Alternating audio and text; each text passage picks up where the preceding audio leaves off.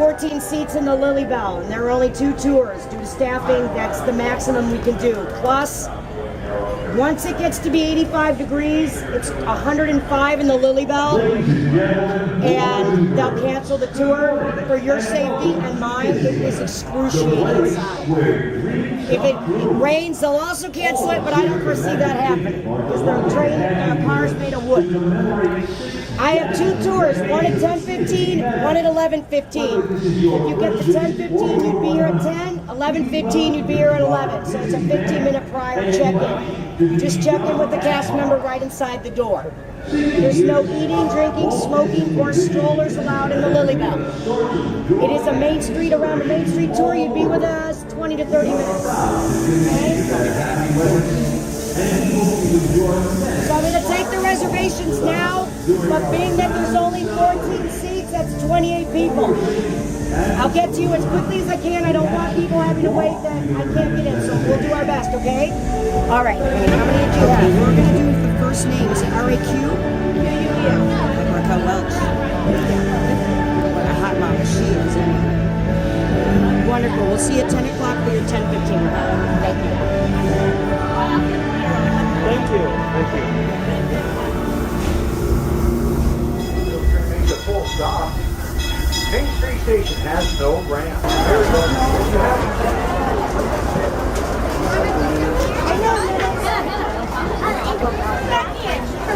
Yes, this is the gap. Okay. Up there. Sorry.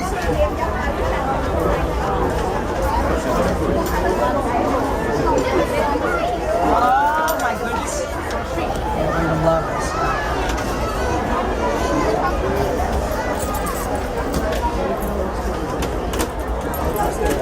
There we go.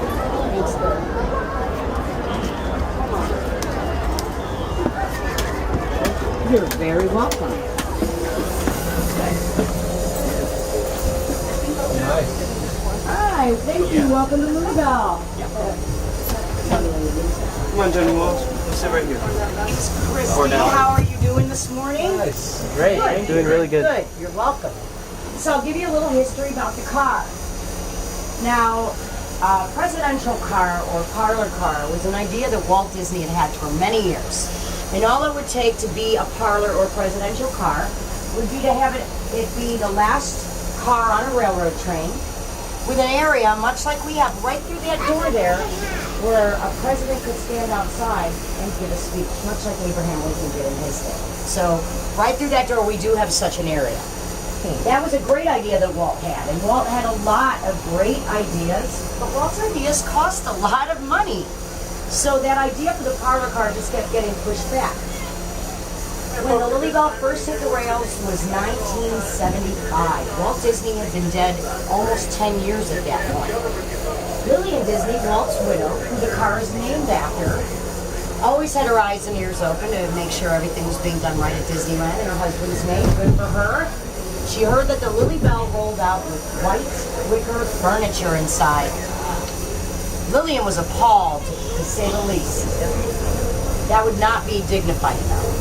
So they said, Lillian, it's named after you. Would you decorate it for us? And she was kind enough to do so, thank goodness. Lillian incorporated her 3 loves of burgundy, Victorian furniture, and flowers. Flowers are everywhere in this car.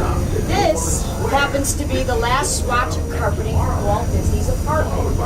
So if I see you taking a picture of it, I won't think you're weird at all. I would totally do the same thing.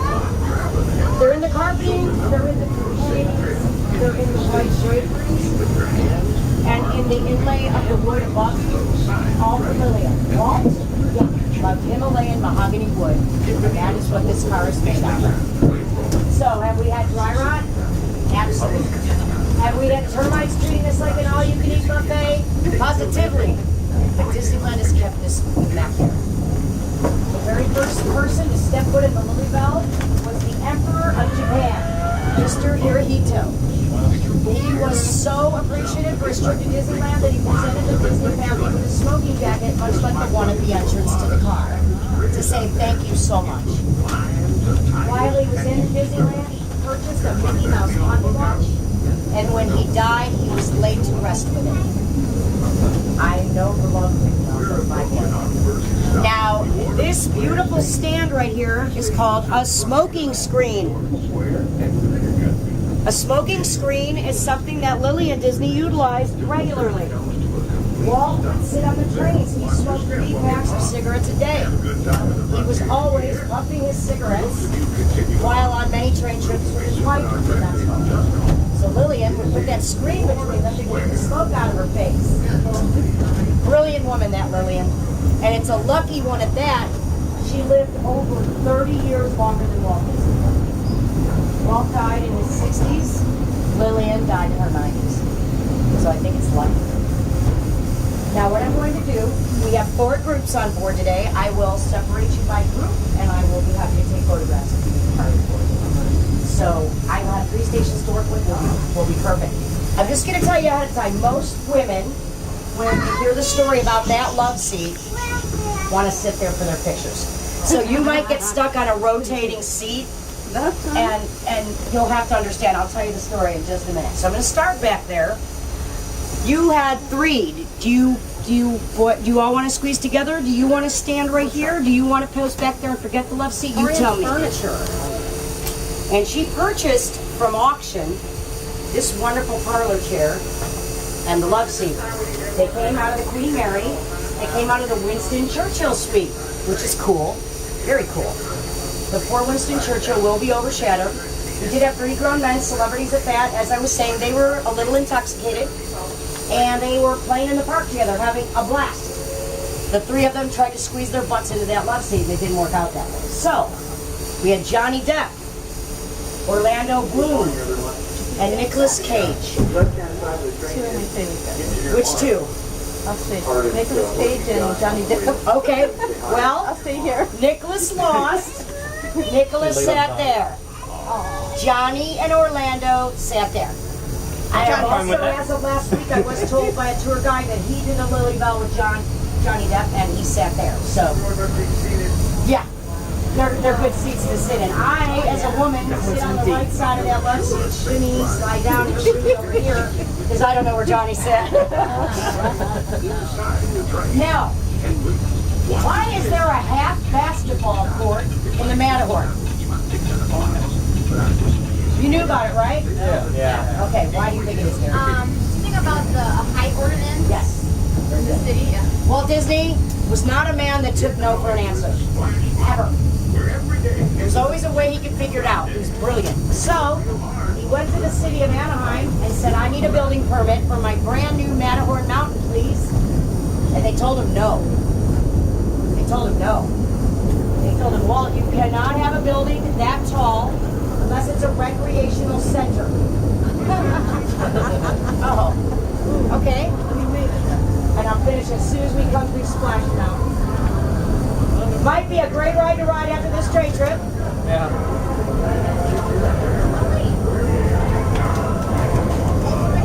So once Walt was told no, he went back to his Imagineers and said, build me a half basketball court in the Matterhorn. I'll be back. He came back, it was done. He went back to the city of Anaheim. May I have my permit, please? Walt was someone who did not take no for an answer for a very good reason. Nobody thought he would ever make a go of Disneyland. Nobody. Everybody was a naysayer to Walt. You can't do this. You can't do that. That's not going to work. That's not going to work. This poor guy had so much pressure on him. The only one who knew he could do it was his brother Roy.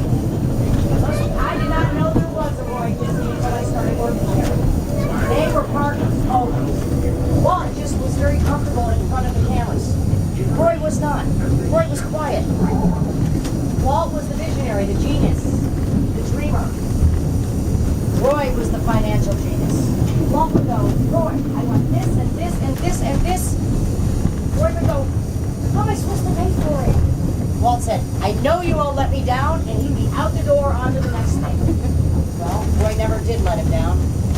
Everything he ever wanted, Roy made sure he had.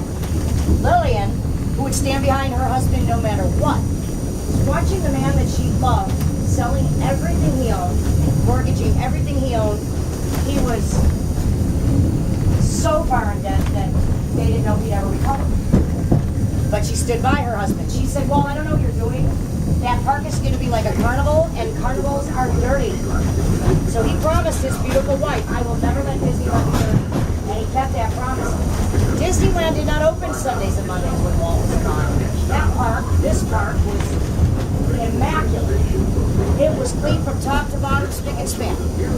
But if it was a Tuesday through Saturday and you were a guest sitting on a park bench in the park and there's a chip in the paint, oh no. That was fixed that night. If you were eating food, it dropped to the floor. A custodian was there within 30 seconds to sweep it up. Kept it there. And in the beginning, Walt did not sell any food at this park that could be considered carnival food. For that reason, because of what William said. Toontown Depot. Opening day, Walt says to a little boy, what do you think about my carousel? And the little boy goes, well, sir, I like it a lot, but you don't have any white horses. Well, that night, by some miracle, all the horses on the carousel turned white. So who is my next group? How many total? Yes, 6. 6. What did you guys know? They were right. It did not take him 365 days to build Disneyland. It took him 257 for Disneyland to become a reality. He had a couple little stepping stones that got in his way. The first had to do with the orange groves. You know we're built on orange groves, right? Okay, this land was a bunch of orange groves. And Walt was pacing his orange groves. There's plenty of footage of it. Castle here, Jungle Cruise there. He knew exactly what he wanted. He had beautiful trees on the property, some of them over 100 years old. He knew those would be perfect as a berm around the park and for his Jungle Cruise, so he put red ribbons around them. Red means stop, don't touch them. The others got green ribbons. Green means go, take them out, I don't mind at all. Colored. He hired a colorblind bulldozer driver.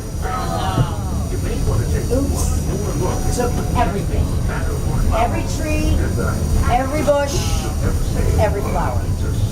Walt kept going on to the next thing, didn't let it bother him. But the Imagineers started saying, we don't have anything aesthetically pleasing for the guests to look at. We have no flowers, Walt. What are we going to do? Walt said, do you see those weeds over there? I want you to take little plaques, put exotic names on them, stick them on the weeds. That's exactly what he did.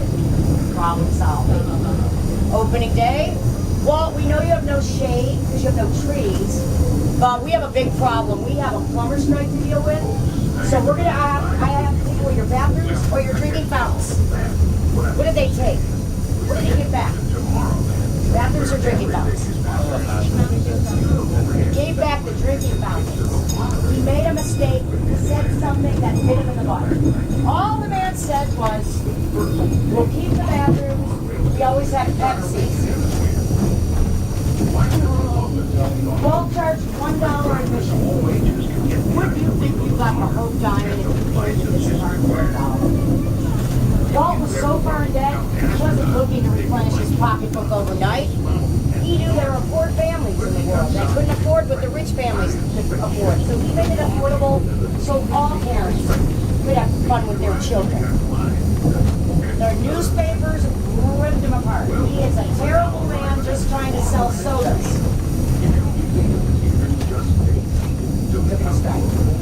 Took it in stride. Autopia. Guests are in line for 2 hours to ride Autopia. Autopia was not on a rail back then. Guests would get in the cars and never come back.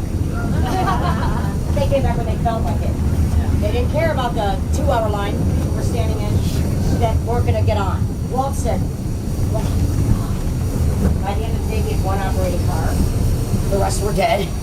Walt said, we got to do something about that. He goes, okay, we're going to put a rail down, and we're going to put the car on the rail and let them go, and we know they're coming back that way. That worked. He was so funny. He was so smart. I love Walt Disney. He cracks me up. Okay, so when you didn't do it, you wouldn't be working here. I don't blame him. On 3. 1, 2, 3. He died 10 days after his 65th birthday. The big I think he died here in the building. No, he actually died in a hospital. So like here in the building, was it being built then? The Haunted Mansion was being built then. Yes, it was being built then. Walt Disney, the thing I respect the most, and I respect a whole bunch, I've been studying him for 12 years. The thing that I am the most amazed by is when Walt Disney realized that smoking was dangerous, because everybody didn't know back then. He had every single cigarette airbrushed out of every single picture he ever took. So if you see pictures of Walt, you can either see there's a gap between the fingers, or there's a blur spot, or an anomaly. Something just isn't right. That's why. He never wanted to entice our children to smoke, folks. He had such brilliant ideas. I'm told this by Imagineering. He was so brilliant. The ideas that he had, they had to shelve many of them because technology wasn't where it needed to be to accommodate that. Now they're starting to pull out those original ideas of Walt because technology caught up. He had a plasma television and a microwave oven in the house of the future.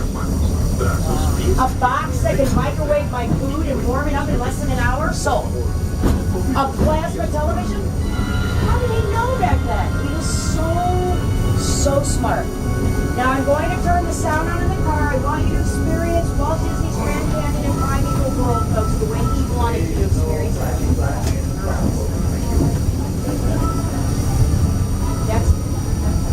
I'm always so scared about this car. I'm so sorry here.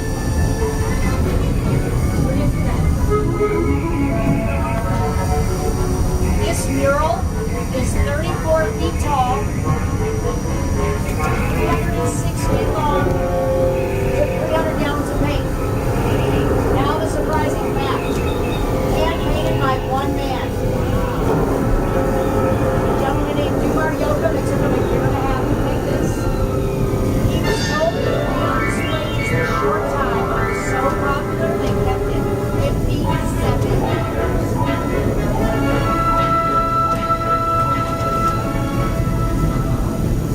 That was the Grand Canyon as we know it today. But it wasn't always that way. Right now, as we travel back in time, back to the fantastic primeval world, land of the dinosaurs.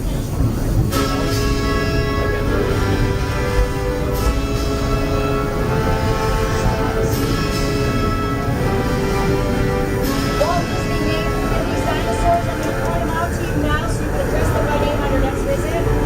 They're right around this tree.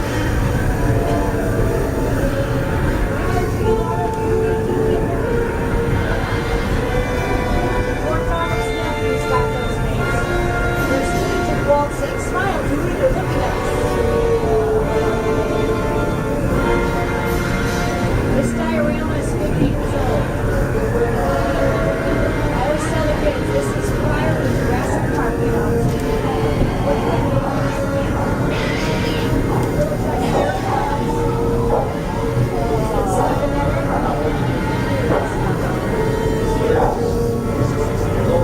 The last two coming out, I got to name them after my two sons, Richard and Matt. So you'll understand.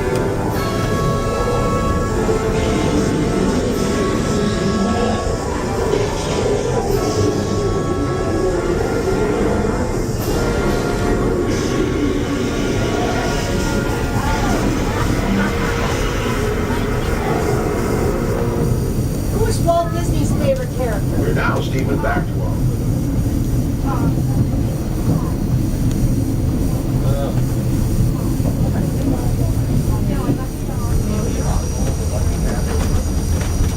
Donald Duck. Walt made a bunch of war films to help keep the spirits. All of the films he made starred Donald Duck. I'd have bet my house it was Mickey Mouse. I was like, well, that's a silly question. It's Mickey Mouse. I said, well, Oswald? Nope. Donald Duck. Yes. Love his stuff. And he's something. Down is awesome. There's a Steve Martin Donald Duck film called Disneyland The First 50 Magical Years. Folks, do yourselves a favor. It's like 17 minutes long. You will laugh through the whole thing. Where is it at? downstairs at the President Lincoln show, right downstairs on your right. It's in the lobby prior to Mr. Lincoln's show. They show you all of the old attractions, but Donald Duck is constantly trying to get the upper hand and host the show, and Steve Martin doesn't give him a leg to stand on. It is hilarious. Oh, by the way, did you mention it's air conditioned? We'll be there. They just do that this afternoon. My first boy, Mr. Lincoln, the most sophisticated robot in the world, folks. Mr. Lincoln downstairs, the one we have now. His head cost $3 million. Wow. Take a picture of the whole car. Thank you. You will love the fresh air outside. Thank you so much.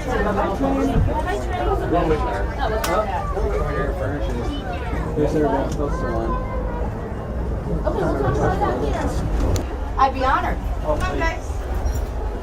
Are we able to? We have to go out. We'll have to go quick, but we could do it. I thought maybe we'd face that way instead. Okay. I'm sorry, guys. Thank you for being so nice. You're welcome. Oh, my pleasure. Thank So you. much info. Oh, thank you. I love my boss. Oh,